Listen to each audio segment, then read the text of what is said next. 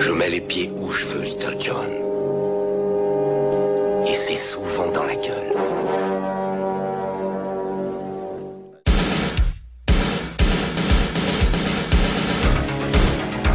Je connais le kung-fu.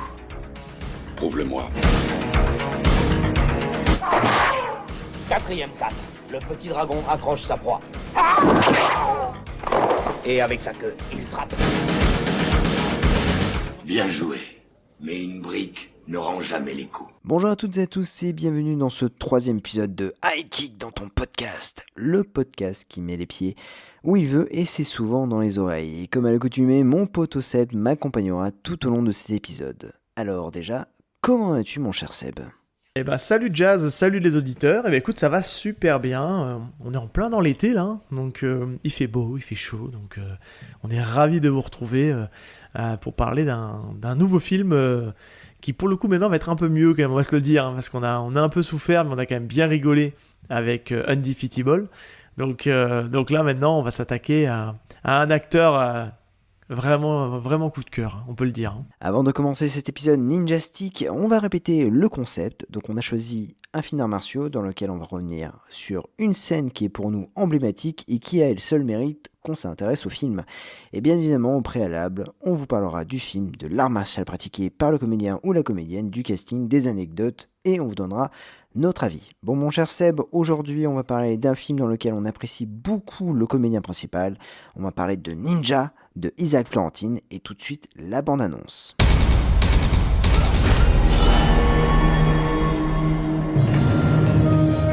The ancient weapons of the ninja. They held legendary powers for both good men and evil. It was true then and there.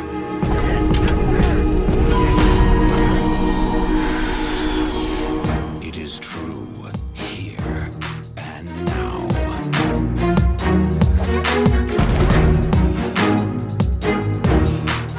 How often in life does one have the chance to see something so beautiful?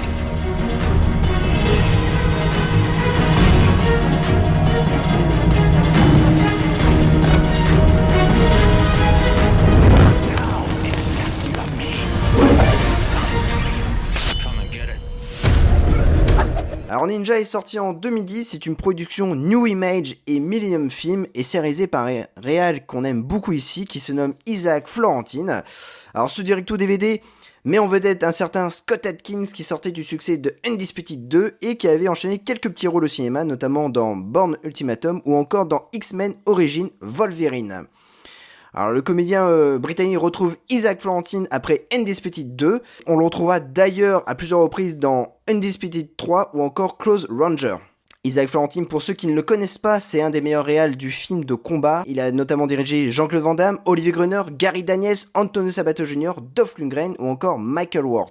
Alors, ces films étaient souvent câblés, on peut apercevoir d'ailleurs dans Ninja. En revanche, dans ces derniers, on a une nette amélioration de la réalisation. On peut prendre par exemple Ninja 2 qui montre qu'Isaac Florentine aurait mérité une carrière sur grand écran. Alors mon cher Seb, peux-tu nous parler de ce film ? Oui, alors Ninja, donc c'est le premier d'une. En fait, on n'aura que 2 films Ninja, donc comme on le disait, donc avec Scott Adkins. Donc Scott Adkins joue le rôle de Casey Bowman, qui est un orphelin qui a été recueilli dans un dojo spécialisé en fait dans l'art du ninja. Et puis justement, ils vont essayer d'apprendre à maîtriser ce qu'ils appellent la voie du Bushido. Et du coup, il va être pris sous l'aile en fait du sensei de ce dojo, qui va justement lui enseigner tout son art. Parce qu'il faut se le dire, la scène, l'action se situe au Japon, et donc lui c'est le seul Européen qui est dans cette équipe d'élèves, donc c'est le sensei Takeda, et on va sentir dès le début du film en fait qu'il y a une rivalité entre Casey Bowman et Masatsuka, qui a beaucoup de jalouserie, on va dire, je sais pas si ça se dit comme ça, ou de rancœur envers Casey Bowman, parce que lui il veut absolument reprendre la direction du dojo, puisque le sensei est prêt à céder tout ça, puisqu'il est quand même il est près de la retraite, hein. Et donc du coup, bah, c'est d'hériter de ce qu'on appelle le Yoroi Bitsu. Désolé pour mon accent un peu compliqué. Sauf qu'en fait, ça va pas se passer comme il faut, parce qu'en fait, Masatsuka, dans un duel avec Casey, va complètement vriller et il va se faire bannir du dojo. Et c'est à partir de ce moment-là où l'histoire va démarrer, puisqu'en fait, ça va partir un petit peu en cacahuète, puisqu'ils vont vouloir, Kaze va vouloir mettre en sécurité le Yoroi Bitsu dans une espèce de musée à New York, et forcément Masatsuka ne va pas vouloir accepter ça et se laisser faire. Donc c'est à partir de là que l'histoire va commencer et que on va avoir beaucoup de tatanes. Alors Scott Adkins, en fait, c'est un artiste incroyable, mais il a surtout cartonné dans des séries B. Oui. Est-ce que tu peux m'en dire plus sur son art ? Alors on va revenir après sur sa filmo qui est assez intéressante, hein, quand même, moi que j'aime beaucoup. J'ai beaucoup d'affection pour la filmo de Scott Adkins. Scott Adkins, c'est un pur artiste martial, hein, vraiment, il est passé par le taekwondo pour ensuite finir sur du kickboxing. Bon, il est noté qu'il a pas mal de ceintures noires dans d'autres arts martiaux, mais ce qui en ressort, en tout cas, et ça se voit dans sa manière de combattre, c'est un mix entre le taekwondo et le kickboxing.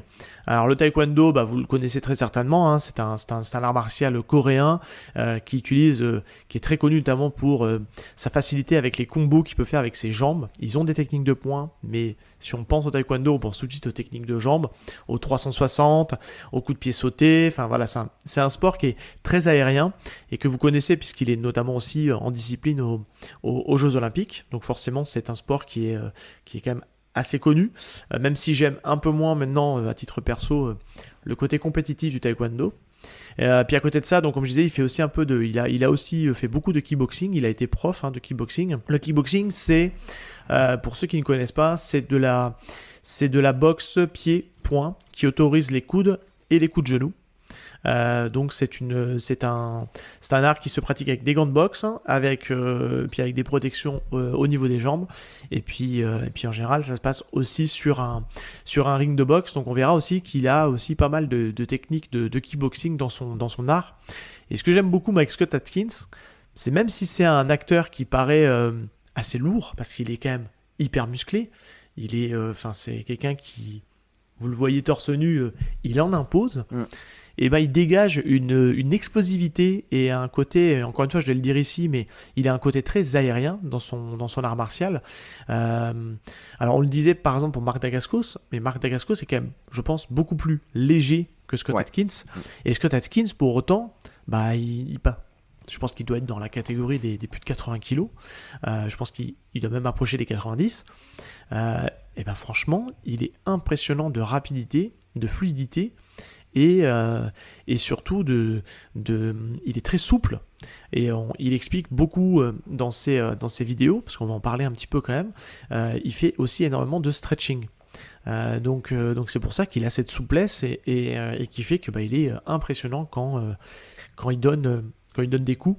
Et on le verra en parlant dans le film.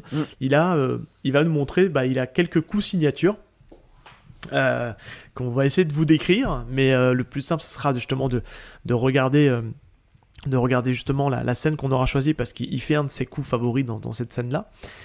Mais voilà, en tout cas moi je trouve que c'est un acteur qui est vraiment intéressant et puis qui dégage une sympathie, vraiment, je trouve. Je sais pas pourquoi, j'ai jamais rencontré, hein, mais c'est un acteur qui, je trouve, dégage une sympathie. On a envie d'être son pote, on a envie de faire du sparring avec lui, parce que il a l'air cool. Je sais pas si c'est comme ça dans la vraie vie, mais en tout cas, c'est quelqu'un que moi j'aime bien à l'écran. Il joue bien, en plus, je trouve, pour un acteur, un artiste martial. Donc, et puis on dit il a une carrière vraiment intéressante. C'est surtout un acteur en fait qui enchaîne les films. On en parlait en off, mais en 2016, il est à 4 films. Alors c'est pas tous des premiers rôles, mais c'est souvent des rôles très sportifs, très intenses. Et en 2020, il est à 5 films, c'est ça, ou 6 films? Alors 2016, il a fait presque, j'avais fait le décompte, il est presque même plutôt, il est à 7-8 Ah oui, films presque ok. sur 2016. Et 2020, ouais, il a fait 5 films au total en 2020. Donc après, c'est pas que des premiers rôles, il fait aussi beaucoup de second rôles. Et c'est étonnant avec sa filmo parce qu'en fait, il va alterner à partir du moment où il va avoir ce premier grand rôle avec le film du jour qui est Ninja. Il va alterner entre premier rôle, second rôle dans des grosses productions, on peut le dire. Il a tourné avec Catherine Bigelow, Zero Dark Thirty. Il a été dans Expendable 2. Tu l'as dit tout à l'heure, il a un petit rôle dans La Vengeance dans la peau. Ouais. On le voit dans Doctor Strange. Enfin, et plus récemment, il nous a fait du Ip Man 4 et du John Wick 4. Donc c'est quelqu'un quand même qui est un vrai second rôle qu'on voit dans des grosses productions, quoi. Et à côté de ça, il a tous ses films de DTV ou de direct to vidéo ou de SVOD qu'on va retrouver, mais qui sont des productions avec moins de budget, mais dans lequel il fait le taf, je trouve. Ouais, non, mais c'est comment dire, c'est un type qui est martialement fou. Moi je le compare un peu quand tu disais qu'en fait il est imposant au niveau musculature, mais il est très rapide. Je le compare aussi à de toute façon à son bro qui est Michael J. White, qui est exactement pareil. Michael J. White est très imposant et pour autant il est très aérien dans ses coups, très rapide. Ouais. Et donc du coup c'est vrai que ils ont eu pas mal de face à face ensemble, mais c'est vrai que c'est comment dire la nouvelle génération. Tu sais, à un moment donné, dans les années, au début des années 2000, on a eu vraiment une génération de mecs qui faisaient des arts martiaux qui étaient hyper baraques. Et ben voilà, il fait partie de ces mecs-là.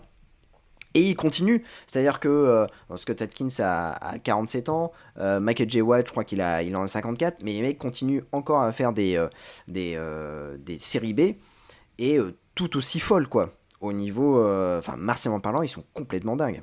Ouais, et puis en plus, c'est des gens qui, malgré leur âge, après, je pense que maintenant, de plus en plus, ils vont sur certaines scènes un peu plus dangereuses de cascade, parce que c'est aussi avant tout des gens qui font leur propre cascade, mais maintenant sur certaines scènes, ils vont de plus en plus se faire doubler, forcément, parce que il y a aussi un risque financier, il y a les assurances, tout ça, on l'a pas dit dans les autres films, mais il y a aussi beaucoup cette problématique-là à Hollywood, c'est que un acteur blessé, c'est un acteur qui ne peut plus jouer, donc sur certaines scènes dangereuses ou qui impliquent forcément un risque de blessure, on les fait doubler. Donc c'est voilà, ça. après ça fait bosser les cascadeurs, et un jour peut-être que on mettra en avant un métier de cascadeur d'une manière ou d'une autre dans le podcast, mais c'est vrai qu'on a surtout affaire ici dans le podcast à des gens qui font leur propre cascade en tout cas. Et il y a une chose ici à noter qui est plutôt drôle. Alors donc c'est une production New Image.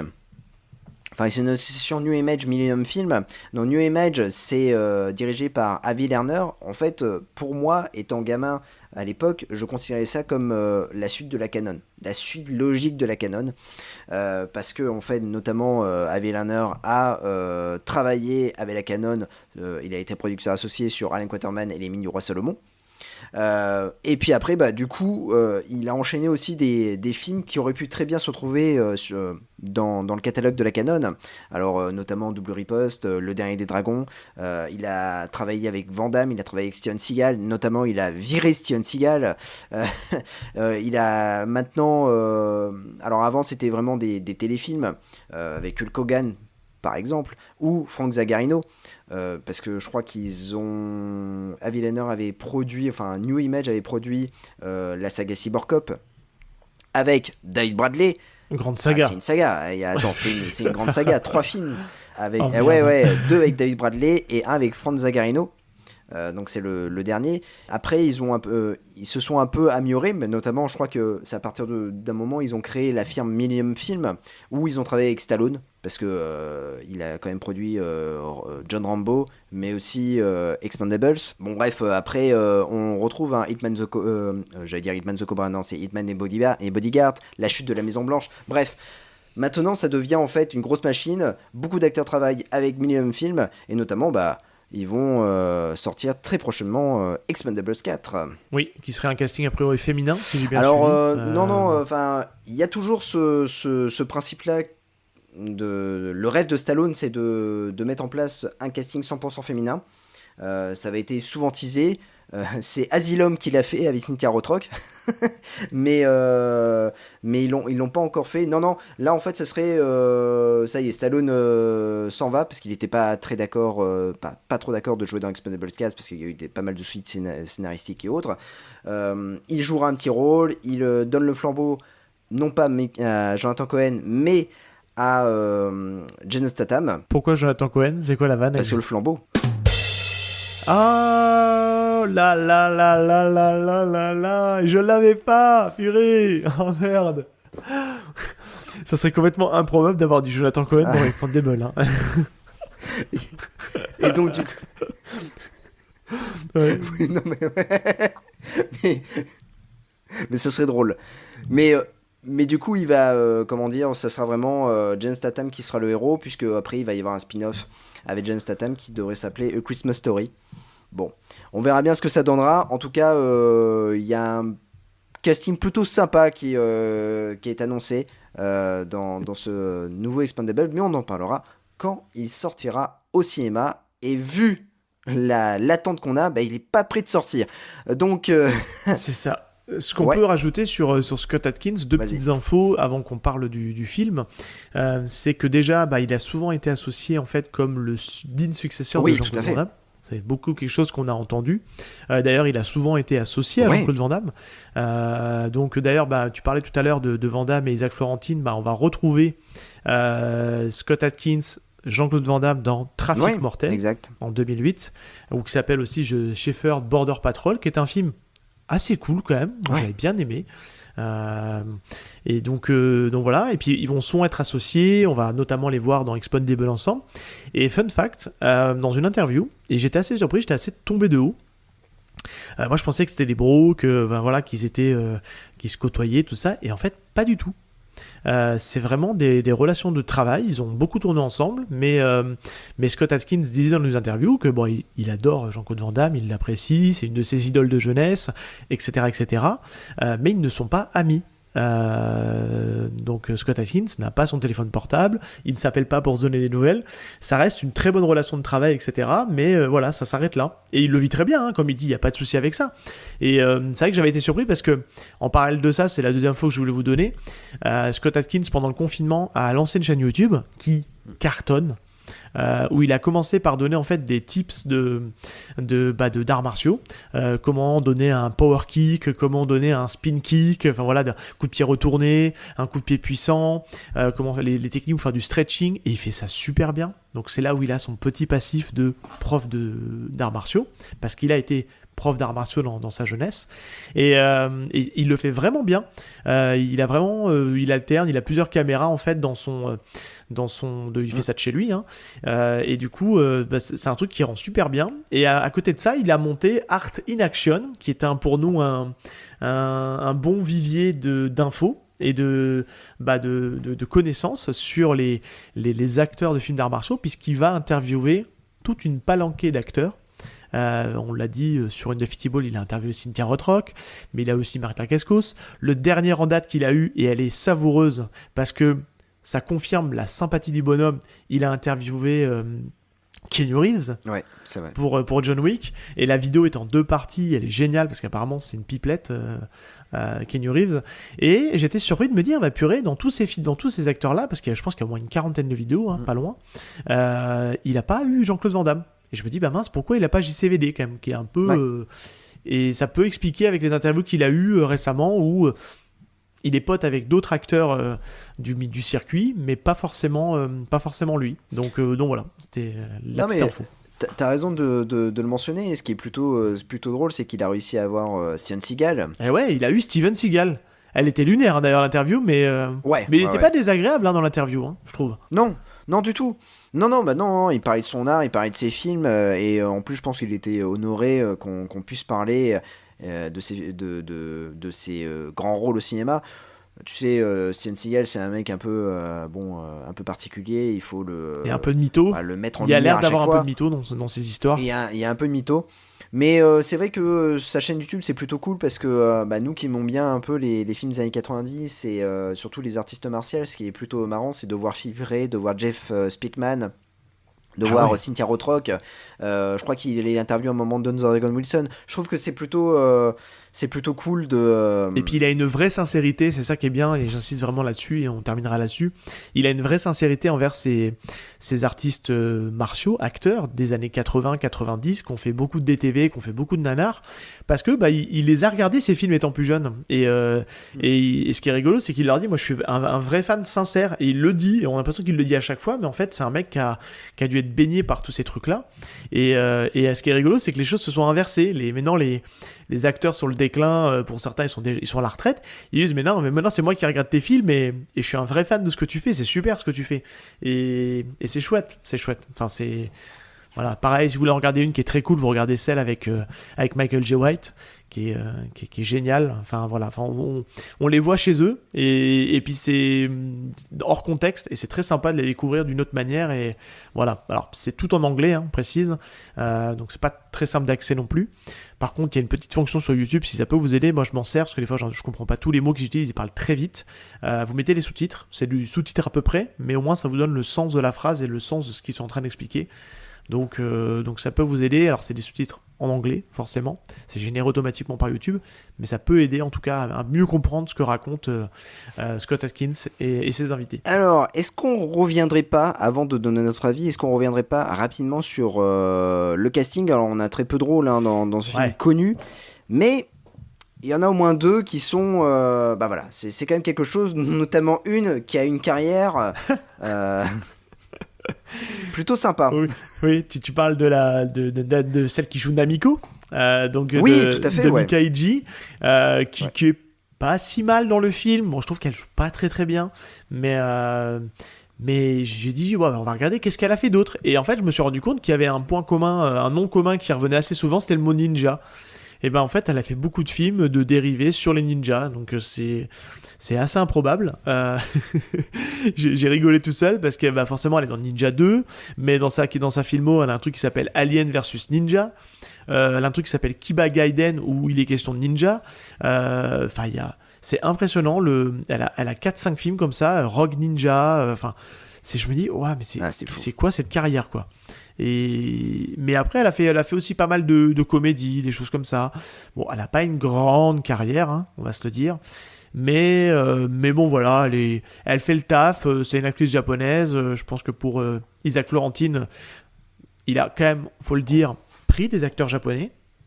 Ouais. Et c'est important de le souligner parce que on l'a vu dans les années 80, des acteurs japonais qui sont joués par des Chinois ou par des Thaïlandais ou par d'autres nationalités tout sauf japonaises, pardon. Et là, il avait été vraiment chercher des Japonais qui font globalement le taf, on peut se le dire. Ouais, je suis d'accord. Je suis vraiment d'accord. Et moi, j'ai un petit chouchou qui s'appelle Todd Jensen. Pourquoi je suis un petit chouchou? C'est un petit chouchou parce qu'en fait, c'est un acteur de série B, mais lunaire. Quand on regarde sa filmographie, ça fait rêver. C'est un type qui a joué dans Opération Delta Force, Opération Delta Force 2, Opération Delta Force 5, mais il n'a pas fait que ça, puisqu'il a aussi fait les Shadow Chasers. Il a fait le 1, il a fait le 2, il a fait le 4. C'est un mec qui va jouer aussi dans Cyborg Cop, c'est un mec qui va jouer dans Mega Snake, il va jouer dans Raging Shark. Voilà, c'est toute ta cam. Ah ouais, il a joué avec Franz Zagarino plusieurs fois, notamment dans le film Never Say Die. Say Die, qui est un film qui coûte assez cher. Je crois que je l'avais trouvé dans un cash à 7€. C'est vraiment... Ah ouais. Okay, pour info, pour les auditeurs, il joue le rôle de Traxler, qui est le flic. Il joue qui enquête sur la série de meurtres qui se passe dans le film. Voilà. Il joue dans 2 films qui sont plutôt sympathiques. Il a joué notamment pour Isaac Florentine dans L'Empreinte de la Vengeance, avec Jean-Claude Van Damme, Trafic mortel. Oui, on en a parlé, ouais. Voilà, c'est ça. Et aussi dans Free Fall, Chute libre avec Eric Roberts. Donc voilà. Le grand Eric Roberts, qui viendra peut-être un jour dans le podcast. Oui. On va en parler. On n'est pas prêts, vous n'êtes pas prêts. Voilà. Qu'est-ce que tu peux me dire sur... Qu'est-ce que tu peux me dire sur le film? Donne-moi ton avis sur Ninja. Alors, Ninja, moi, c'est un film que j'ai découvert quasiment à sa sortie à l'époque, quand j'ai vu ce film popper avec Scott Adkins en 2009. Je me dis, putain, le mec se bat bien. Et je l'ai lancé et j'avais gardé un super souvenir de ce film-là. D'ailleurs, j'étais tellement content du film que j'avais voulu absolument voir sa suite, donc Ninja 2, Shadow of a Tear. Et là, du coup, je l'ai re-regardé pour le podcast et il a pris sa petite patine du temps. Alors, je m'explique. Ça reste un film qui, martialement, est assez dingue parce que Scott Adkins est au sommet de sa forme, il est au sommet de son art et il est ultra bon dedans. Enfin, franchement, que ce soit au maniement des armes, dans le combat pur martial pied-point, il fait le taf et c'est assez ouf. Et ce qu'on peut souligner dans ce film-là qui est assez dingue, c'est que c'est un film qui malheureusement n'a pas beaucoup de budget. Alors, je vais tout de suite écarter ce point négatif. Oui, le film n'a pas trop de budget. Comment ? En fait, moi je l'ai revu en Blu-ray et c'est vrai que le Blu-ray ressort un peu plus les défauts du film, du budget. C'est-à-dire le côté incruste numérique. Donc il y a du sang numérique. C'est pas super joli et ça a un peu vieilli, mais on peut pas lui reprocher. À l'époque, ça passait, ça n'avait pas choqué à l'époque. De le revoir maintenant avec tout ce qui se fait maintenant, c'est un peu plus difficile à regarder. Mais voilà, il y a du sang numérique qui est très mal vieilli. On a quelques incrustes de décors. On sent qu'il est en studio sur du fond vert et on a des fonds de décors de ville ou même le temple. J'ai l'impression que le temple est en CGI. Ouais. J'ai la sensation en le regardant parce qu'il a un petit côté irréel. Mais passer ça, moi je trouve que c'est un film qui a une belle photo malgré tout. Qui a une belle photo et qui, il faut le dire, Isaac Florentine, il avait déjà fait ses preuves avec Undisputed. Avait fait ses preuves sur la manière de filmer la chorégraphie des combats. Et je trouve, franchement, moi je prends un kiff monumental à regarder les bagarres de Scott Adkins filmées par Isaac Florentine. Franchement, je trouve que ça déboîte. Quand j'avais vu Undisputed déjà, je me dis waouh, qu'est-ce que c'est ce truc-là, quoi. Et ça faisait longtemps, et c'est pour ça que je te rejoins quand je trouve qu'il n'a pas eu la carrière qu'il aurait dû avoir, surtout dans la spécialité des arts martiaux. Il y a deux facteurs. Le premier, c'est déjà, les films des arts martiaux, c'était moins vendeur dans les années 2000. Ça marchait moins. Il y avait moins à marcher pour ça. C'est revenu à la mode avec les Ip Man, avec les John Wick et compagnie, avec ces cascadeurs qui ont commencé à mettre la main dans la réalisation. Mais à cette époque-là, c'était tout de suite du direct to vidéo. Et c'est dommage, parce que c'est un des rares gars qui fait le taf en termes de réalisation, puisque on a vraiment, je le redis encore une fois, ça va être ma marotte dans le podcast, on a vraiment cet impact de coup, cette sensation où ça vient taper fort, et que c'est jouissif qu'en fait à regarder. Et moi, je trouve que je prends un kiff énorme à regarder ça, et Scott Adkins, il y met du sien. Et je te rejoins un peu sur le film. Écoute, quand j'avais un souvenir... Alors moi, j'avais préféré le 2. C'est pour ça, c'est plutôt intéressant, parce que toi, t'avais préféré le 1 que le 2. Moi, j'avais préféré le 2 que le 1. Mais ça va peut-être changer quand je vais le regarder, c'est possible. Ah oui, ça c'est certain, peut-être. Et moi, peut-être inversement. Écoute, c'est vrai que quand je l'ai revu, il a pris une petite claque, notamment... On voit que c'est extrêmement câblé sur pas mal de scènes. Il y a des cuts qui sont... Ça m'a pas choqué, je te le dis. Ah ouais, non, moi ça m'a pas choqué du tout. C'est un film de 2010. Ben oui. Concrètement, voilà, c'est un film 2010, il a une réalisation de 2010. C'est pas une réalisation que Isaac Florentine fait habituellement, parce que à chaque fois ses films sont plutôt comment dire... Il tente moins de choses dans ses autres films. Là, il tente des choses, il tente des zooms, il tente des cuts un peu alambiqués. Mais il a une spécialité, on peut le dire, si ça peut t'aider à rejoindre les propos. Ouais. C'est quelque chose qu'il fait déjà dans ses premiers films et qu'on va revoir beaucoup dans ses films, c'est moi je trouve qu'il a une très bonne gestion du ralenti. Toi, il y a des comment dire, il y a des alors on va reprendre David Worth. Je prends ce réalisateur là au hasard. Pourquoi ? Parce qu'on l'a vu dans Kickboxer, mais entre-temps, moi j'ai regardé True Vengeance avec un certain Daniel Bernard, et qui est aussi réalisé par David Worth. Et en fait, ce mec-là, en fait, je me dis, en fait, c'est lui qui fait ça. Le côté, ou alors il s'en inspire beaucoup, j'en sais rien, mais j'ai revu exactement la même chose dans ce film-là. Il a une volonté de toujours faire du ralenti, mais aussi en même temps remonter 2, voire 3 ou 4 fois le même coup. Tu sais, recuter de manière... Et ça devient, en fait, ça pour le coup, ça a très mal vieilli. Mais ça, pour le coup, je trouve que là, tu vois, le côté ralenti d'Isaac Florentine dans ses films, ça permet d'apprécier encore plus soit la chute d'un protagoniste, ou soit éventuellement un coup pour vraiment bien le décomposer. Et je trouve que là, pour le coup, ça n'a pas vieilli. C'est appréciable à regarder. En revanche, je te rejoins sur le côté sans numérique. Là aussi, c'est 2010. On avait un film qui s'appelle Ninja. Ou Ninja Assassin qui était sorti, c'est les sœurs Wachowski qui avaient produit le film, et c'était vraiment du numérique 100%. Voilà, Ouais. c'était un peu. Le et film est c'était un sympa, peu mais dégueulasse. Le film est sympa, ouais. mais c'était vraiment du numérique à foison. Expendables aussi a souffert de ça. Et ça se voit quand tu revois le premier Expendables, tu ne vois que ça. Donc c'est vrai que c'est un peu dommage quand tu retournes un peu en arrière. Alors c'est vrai que c'était une économie d'utiliser Ah bah, son numérique, oui, complètement. donc je peux comprendre. Hein. Pour autant, dans ce film-là, j'ai adoré les combats. Je trouve ouais. que les combats sont vraiment dingues et comme on dit, c'est le premier grand rôle de Scott Adkins. Scott Adkins est vraiment crève l'écran. Concrètement, il y a des scènes complètement dingues. D'ailleurs, notamment la scène qu'on a choisie est complètement folle.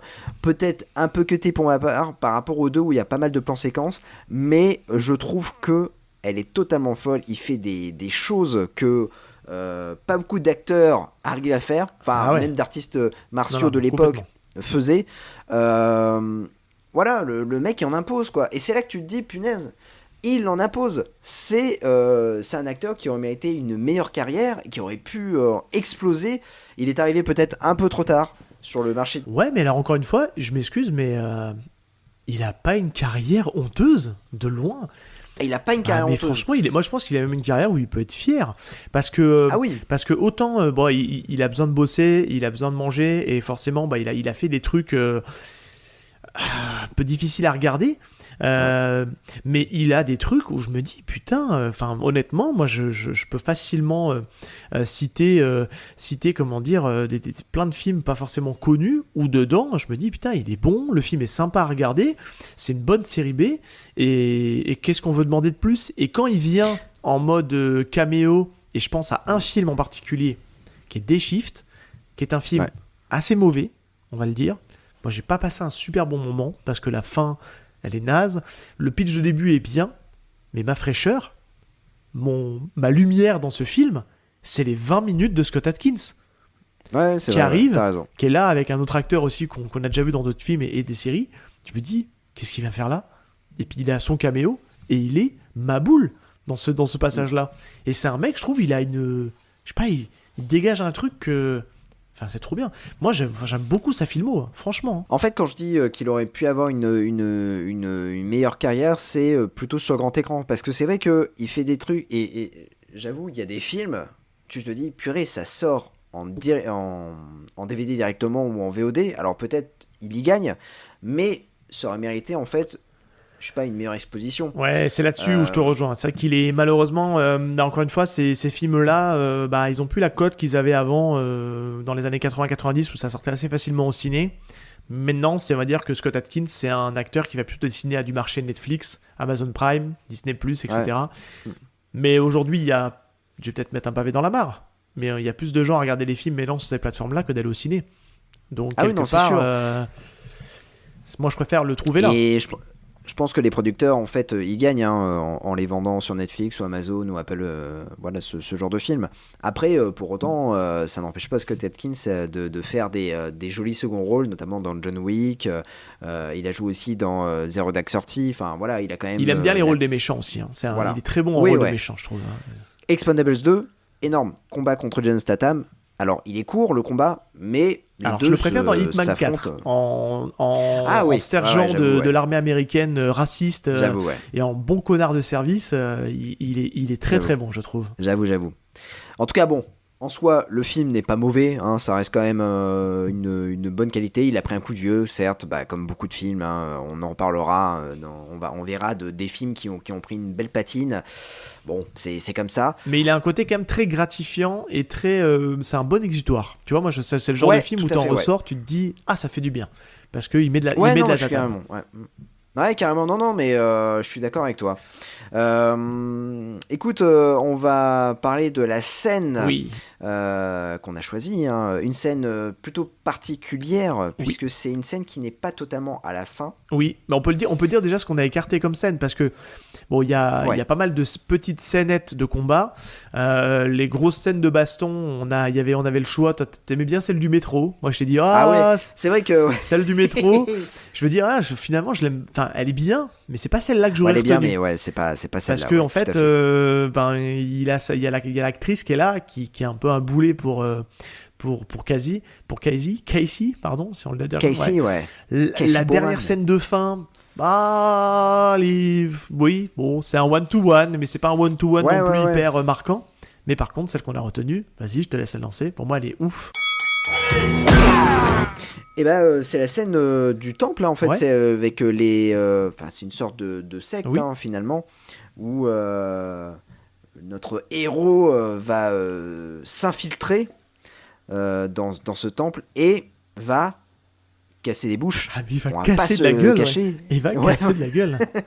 Mais à toute la secte, hein, mais vraiment il va être tout seul, je sais pas combien ils sont une quarantaine, une cinquantaine, Ah ouais, et là, j'adore ces scènes. Enfin, on va se le Il dire, va montrer- j'adore Ah ces ouais. scènes. Moi, j'adore ces scènes où c'est le 1 contre 100, ou le 1 contre 50. Enfin, j'en sais rien. Fait, il est tout seul et il affronte une armée de mecs qui arrivent plus ou moins dans un sens. Et là, c'est là où je trouve il est hyper bon, Isaac Florentine, c'est que il nous rend la scène lisible. C'est Ouais. Enfin, tu vois ce que je veux dire, c'est ce genre de scène-là où t'as du monde, t'as de l'acteur, t'as du cascadeur, t'as l'acteur principal qui essaie de se dépatouiller. Tu peux vite devenir un gros bordel illisible où tu ne vois rien, ou parce que tu filmes de trop près. Coucou Christopher Nolan, qui ne sait pas signer, Ouais. qui ne sait pas filmer une seule scène d'action où ça tatane. Je pense notamment, on va se dire tout de suite, à un Batman Begins, quand il commence Oui, ouais, je suis d'accord. à nous filmer les premières scènes où Batman met des coups de poing, on ne voit rien, c'est illisible. Et moi, ça m'a frustré dans le truc de me dire, putain, on voit pas Batman se battre. Et Batman, c'est un expert des arts martiaux aussi. Et ben là, Isaac Florentine, bah purée, il sait filmer les scènes de bagarre, quoi. Il n'y a pas à dire, il n'y a pas à chier. Il nous l'avait montré dans Undisputed. Là, cette scène-là, elle est ma boule, quoi. C'est coup de pied sur coup de pied, c'est des clés, ça tape dans tous les sens. Il nous fait ses coups de pied signature. Donc, son coup de pied signature, on va essayer de vous le décrire. C'est une espèce de flip en l'air. Il fait une feinte de coup de pied. Enfin, il envoie un coup de pied circulaire avec une jambe. Dans la rotation, il termine avec le coup de pied inverse où il vient en espèce de fouetté. C'est très difficile à vous décrire à l'écran. De toute façon, on va vous mettre la scène dans la description, puis on vous le mettra sur les réseaux sociaux, etc. Puis on peut vous le dire ici, comme on l'a dit dans l'autre épisode, on va avoir une playlist qu'on va vous mettre à disposition pour que vous pourrez regarder les scènes et vous comprendrez un peu mieux ce qu'on veut dire par là. Mais il nous fait des coups de pied encore qu'on n'avait jamais vu à l'écran. Et ça, je trouve que Exact. c'est assez fou. Et cette scène, elle est jouissive, quoi. Elle est jouissive. We control the lifeblood of this planet. A dedicated ring of brothers. Kill him!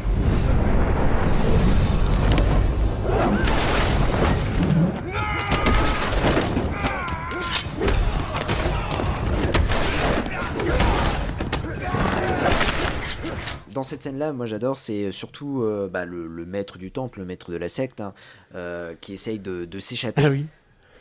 Quand il arrive à le choper, il lui chope par la capuche. Je trouve ça Ah, mais c'est vraiment la rapidité.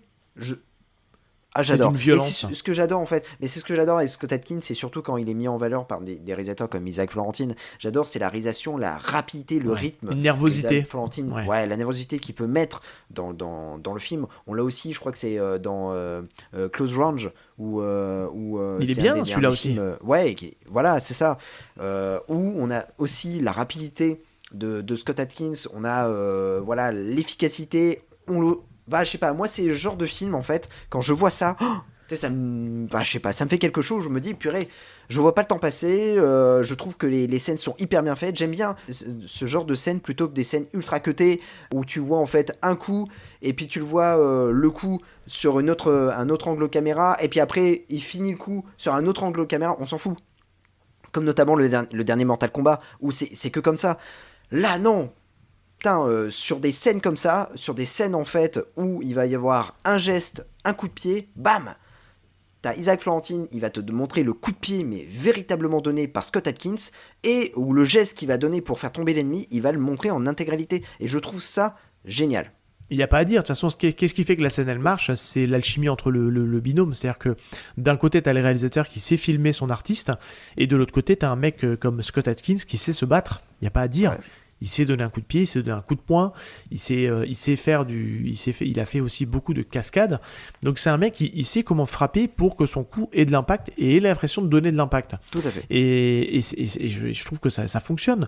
Alors oui, encore une fois, le film a quelques petites... c'est un film de 2009, mais il a quelques petits effets qui sont très datés.